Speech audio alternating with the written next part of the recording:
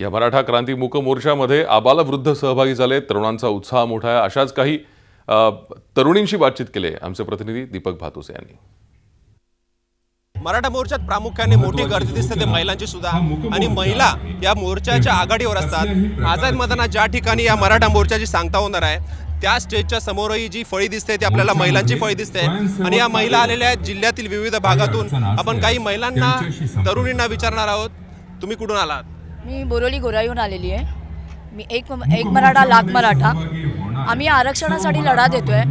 गेले 8 दिवस आम्ही हे सगळं प्रशिक्षण उभं केलेलं आहे, आणि एवढे 57 मोर्चे आमचे झाले ते शांतताप्रिय झाले आहेत, आणि हा 58 मोर्चा आम्ही शांतताप्रियतेचे पार पाडू। फक्त आमची एकच मागणी आहे, आमचं जे आरक्षण आहे ते आम्हाला मिळावं।